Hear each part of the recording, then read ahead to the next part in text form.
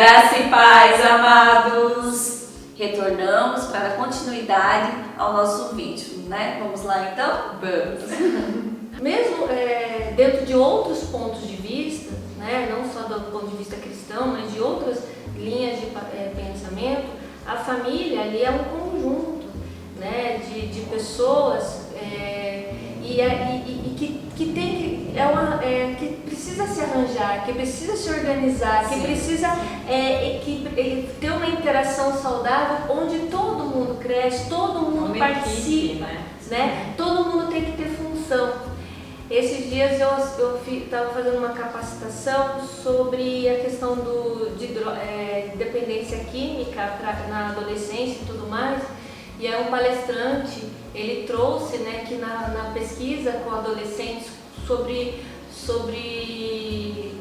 que foram para as drogas e tudo mais, e ele trouxe uma estatística muito interessante, que eu não me lembro o número, mas boa parte desses adolescentes que foram para as drogas é porque eles não tinham função.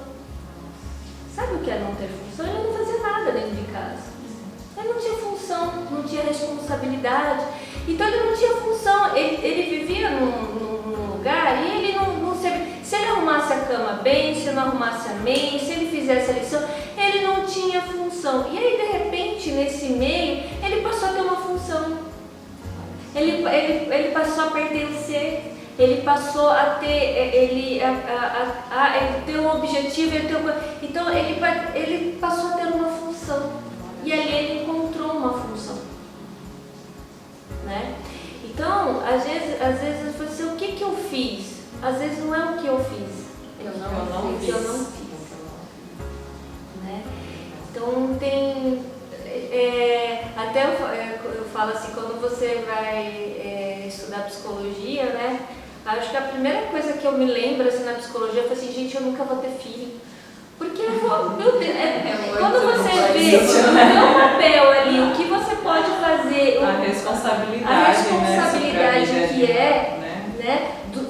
Falando exclusivamente da psicologia, do ponto de vista da psicologia ali. Quando você diz, gente do céu, eu vou destruir um ser humano. Eu não quero ter essa culpa, não, porque é muito pesada. E as pessoas,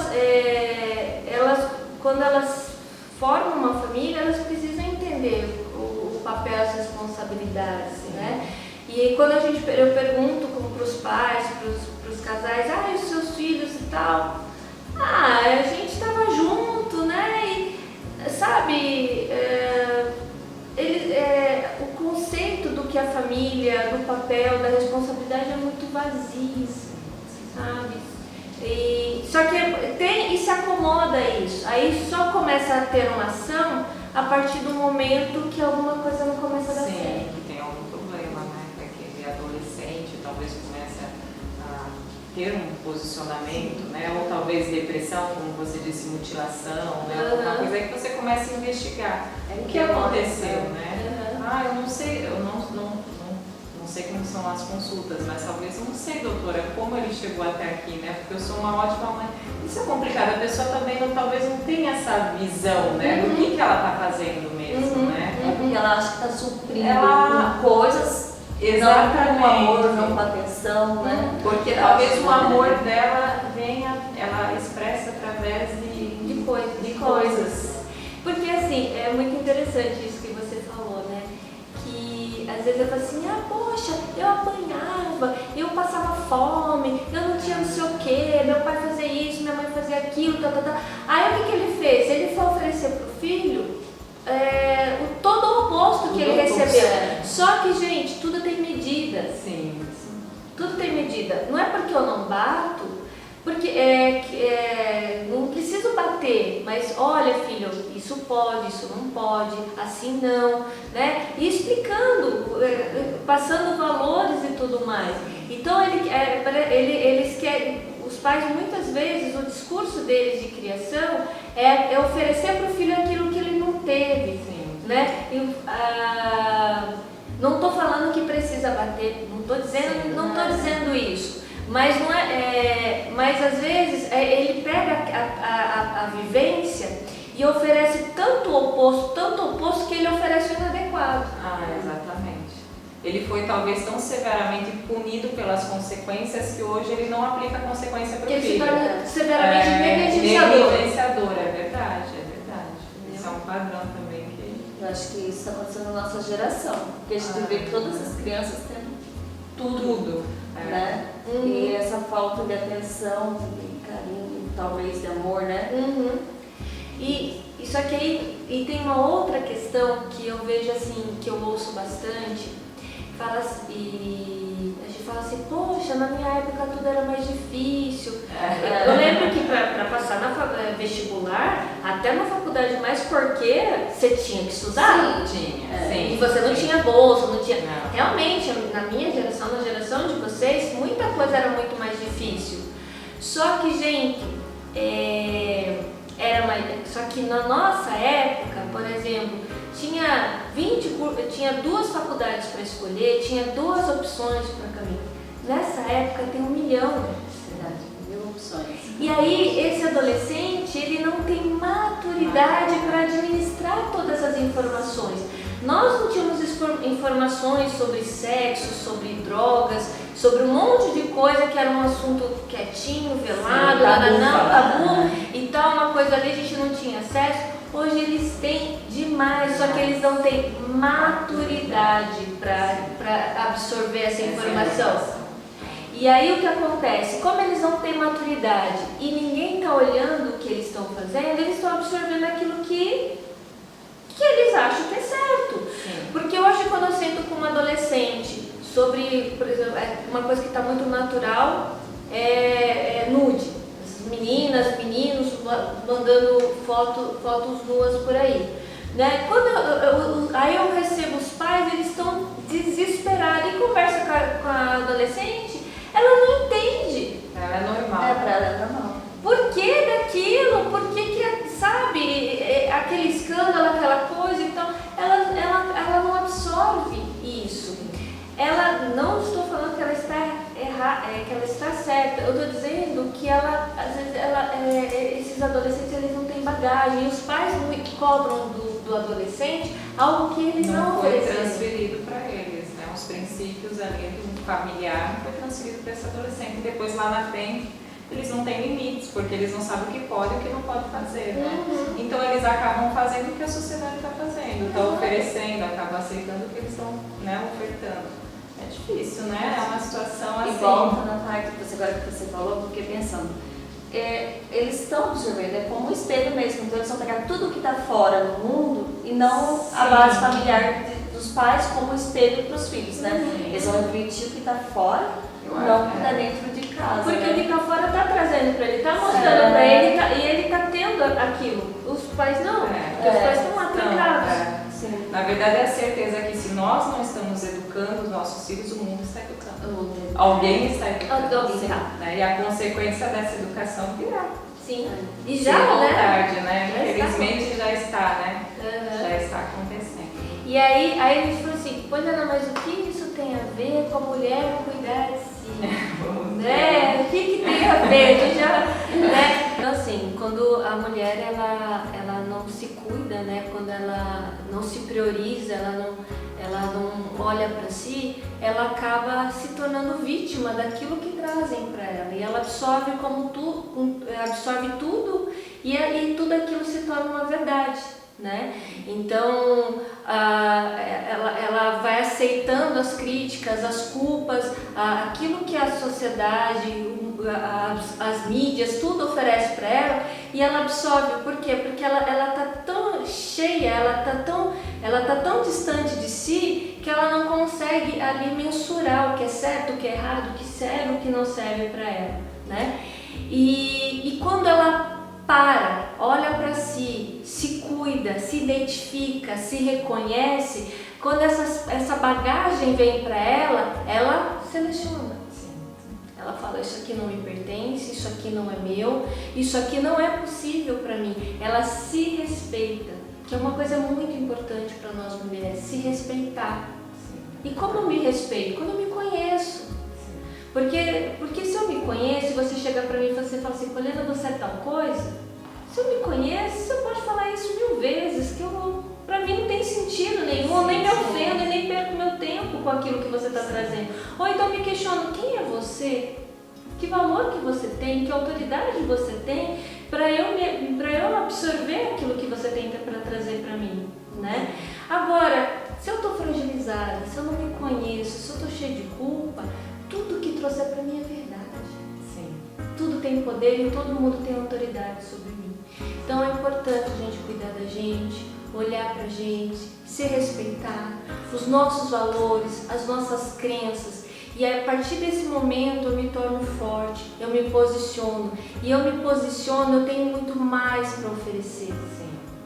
Porque aquela frase, como que eu vou amar o próximo se eu não me amo? Sim. Então, o que eu tenho para oferecer para o meu marido?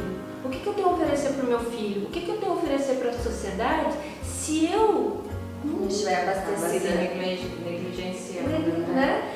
E aí, como também eu vou exigir de alguém algo, pedir para alguém, porque se eu não sei o que eu quero, se eu não me conheço, eu estou frágil, eu não sei o que eu quero, né? O que é importante para mim.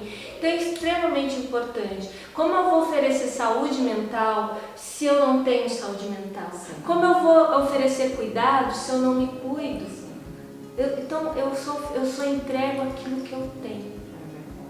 Então, e nós mulheres precisamos disso. A gente precisa se cuidar. E a gente aí nós vamos fazer não só diferença no nosso mundo, mas na nossa família e todos aqueles que fazem parte, que estão no nosso entorno. A gente vai transformar, a gente tem um papel de fazer algo diferente, algo melhor. Então, ter cuidado e se amar. Isso que é mais importante. Maravilhoso, né? Eu tenho certeza que essa mensagem, né? Esses conselhos profissionais, né? Que nós estamos falando com uma profissional em relação a isso, eu tenho certeza que vão edificar a vida de muitas outras mulheres, né? Nós precisamos nos cuidar, né? Nós precisamos priorizar o nosso casamento, né? O nosso esposo dentro do nosso lar, porque com um casamento sólido, família sólida, né? Exatamente. E é o nosso primeiro ministério, né? É o nosso primeiro. Sempre lembrar isso, o nosso primeiro ministério. Né? Do homem também, mas a gente tem que ter isso sempre em mente. E quando eu tenho isso claro, eu ajo, eu atuo, eu busco as coisas para que isso aconteça de uma maneira saudável. É verdade. Bom, nós queríamos, né, agradecer a presença, né, a disponibilidade da Poliana. Muito obrigada. Muito obrigada. E gostaria que você falasse um pouquinho, você está num novo projeto, né, trabalhando numa área específica, que você falasse um pouquinho, que eu tenho certeza que tem outras mulheres também que já passaram ou conhecem alguém que passaram por essa situação. Bom, eu sou psicóloga há 20 anos, né? Eu atualmente atuo na área clínica e eu sempre tive muito interesse pelas mulheres, né? Eu sempre gostei de atender e trabalhar, desenvolver projetos com as mulheres. E nos últimos 3 anos eu passei por situações, eu tive histórico de abortos, né? E nesse processo, com tudo isso que aconteceu comigo, eu descobri uma realidade, um mundo no qual eu nunca tive acesso, né? E eu não sabia o quão grande ele era, né? Então, nesses processos de perdas, eu passei por negligências profissionais, falta de orientação, suporte profissional e da própria sociedade mesmo, né? Que as pessoas, pessoas que vivem o luto de um aborto ou um luto de uma perda gestacional, às vezes a sociedade, elas minimizam esse sofrimento, né? Essa dor, elas não consideram esse filho, né? Então, as mulheres, os casais que vivenciam isso, eles muitas vezes não têm apoio, suporte, e quando eles trazem isso à tona, as pessoas minimizam esse sofrimento, né? E eles acabam reprimindo tudo isso, e isso, óbvio, afeta todo um relacionamento, afeta todas essas questões. Então, aí com tudo isso que aconteceu comigo, com tudo isso que eu passei, eu acabei conhecendo pessoas e fui descobrindo que existe muito mais pessoas do que que eu imaginava e tudo mais. E aí comecei a pesquisar mais a área da psicologia perinatal, que é uma área que eu tenho visto assim um pouco trabalhada, né? Um pouco você não encontra tantos profissionais assim. E trabalhar nessa questão da gestação, né? Atuar no atendimento da gestação, porque a gestante, todo mundo quer saber o peso dela, se o bebê está crescendo ou não, se ela está comendo para o bebê crescer ou não, mas ninguém olha para a gestante, quem é essa mulher, qual a história que ela tem, que bagagem que ela tem, depois que ela tem esse neném, e aí, que suporte que ela tem, todo mundo tá ali culpando, questionando ela sobre os cuidados dos filhos, mas ninguém olha para essa recém-mãe, né? Então eu estou atuando com a questão das gestantes, das puérperas, né? Das tentantes, né? É um mundo também que eu não conhecia, e com as perdas e tudo mais.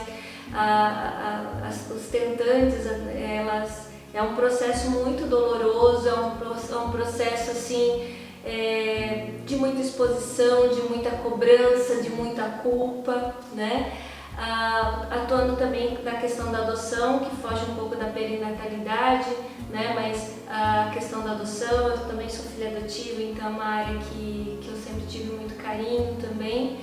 E também atuar com a questão do luto perinatal, né? Da perda gestacional, da perda obstetrícia, né? Então hoje eu estou focando a minha área para esse público, né? Acolher essa maternidade, esse cuidado dessa família, que hoje eu vejo que quando você atua ali, o que você tem para oferecer para essa família, para essa família que está se fortalecendo, que está aumentando, porque a família já existia, né? O casal é uma família, né?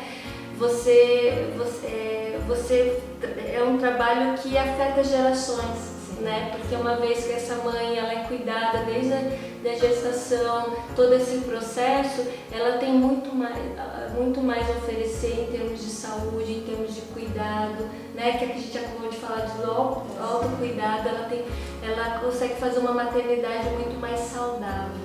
Então hoje o meu foco é esse. Muito legal. Tenho certeza que vai abençoar muitas vidas através da sua dor, né? Você conseguiu ressignificar isso e encontrou o seu propósito na sua dor. Exatamente. Né? E hoje você vai ajudar muitas outras mulheres. Amém. Amém. Bom, nós queríamos agradecer a sua participação, a sua disponibilidade, né, de estar aqui conversando conosco no nosso canal, né? Nós gostaríamos de agradecer e dizer que nós temos certeza que você será um canal de bênção na vida de muitas outras mulheres, né? E que agradecer, né, que Deus esteja sobre você, sobre o seu ministério, né, sobre a sua área profissional, que você juntou as duas coisas, né, atuação profissional e ministério. E é isso, eu gostaria de fazer uma oração para finalizar. Você pode orar, Mar? Sim, claro. Vamos lá. Pai querido, Pai amado, eu te agradeço, meu Deus, por mais um dia de vida. Eu agradeço, Pai, pela vida da Darielle, pela vida da Poliana, Pai, se abriu, né, se dispôs aqui a compartilhar conosco, Pai, o seu saber técnico também, o espiritual, Pai. Muito obrigado pela vida dela, Pai. Peço, meu Deus, em nome do Senhor Jesus, que o Senhor venha abençoar, que o Senhor continue conduzindo nesse trabalho, Pai, edificando e abençoando tantas mulheres, Pai querido. Abençoa a vida dela, a família dela, Pai querido.